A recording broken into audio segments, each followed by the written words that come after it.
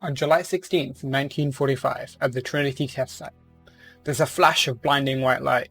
A miniature sun's erupted into being over the horizon, and the world takes its first steps towards nuclear winter.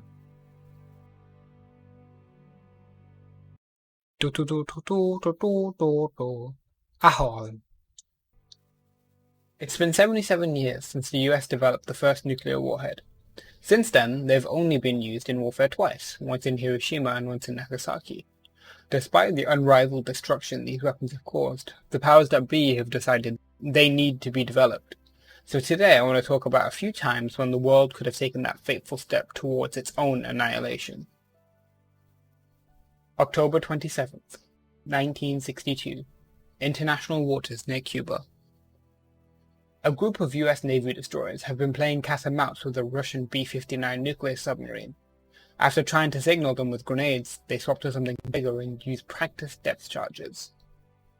The Russian delegation knew the US was going to use this to signal the subs, but nobody told the crew this. The crew of the B-59 had not contacted Moscow for days, and they were way too deep to monitor any radio traffic. They hear the bang of a depth charge against their hull. The captain of the submarine decides that a war must have started, and moves to launch his nuclear torpedoes. Typically, Soviet submarines armed with nukes only require the captain and the political officer to authorize a nuclear launch. However, this specific ship had a third voice on board, Vasili Arkhipov, and he also gets a vote. The captain and the political officer both vote for launch. Arkhipov does not. He believes they need authorization from Moscow to make such a critical decision. An argument breaks out between the three of them, Arkhipov eventually taking the upper hand and persuading them to surface and await for orders. His persuasion effectively averted a nuclear exchange with Russia.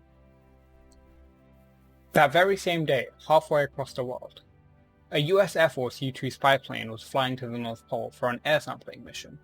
The clouds are thick, and this close to the North Pole, all navigation is celestial.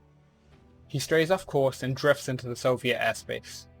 In response, Soviet MiG fighters were dispatched to shoot him down while he was trespassing. US Strategic Air Command sent their own F-102 Delta Daggers armed with nuclear missiles to intercept.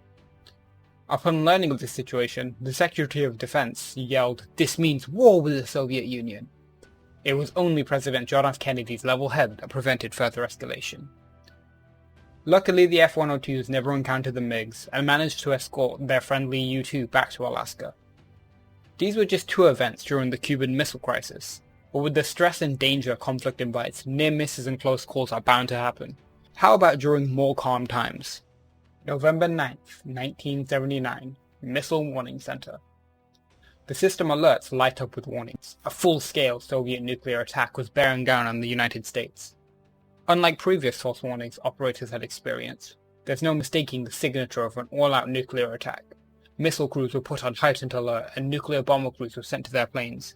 The US air defense system was put on alert, and 10 interceptor planes were launched. It turns out a technician mistakenly inserted a training tape into the NORAD computers that contained a large-scale Soviet attack. Because of the design of the warning system, that information was sent widely throughout the US nuclear command structure.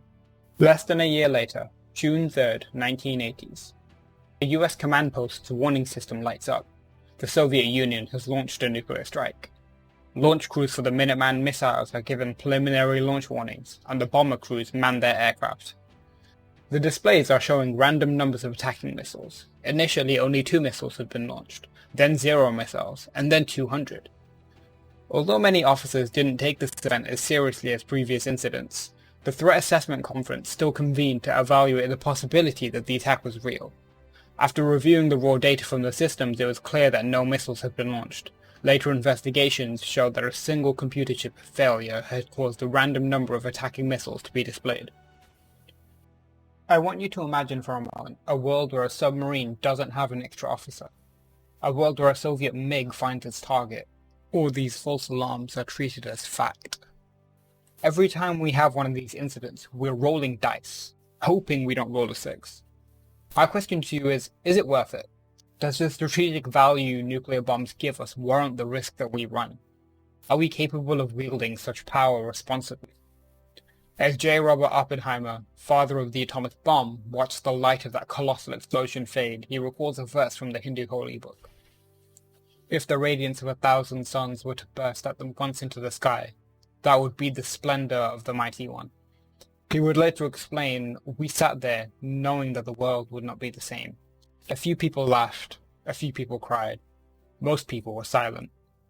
I remembered the line from the Hindu scripture, Vishnu is trying to persuade the prince that he should do his duty, and to impress him takes on his multi-armed form. And he says, now I am death, the destroyer of worlds. I suppose we all thought that, one way or another.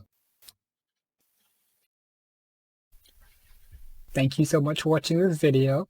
It was a lot of fun making it, a lot of fun researching it, and I learned a lot. And I hope that you learned a lot too. Thank you.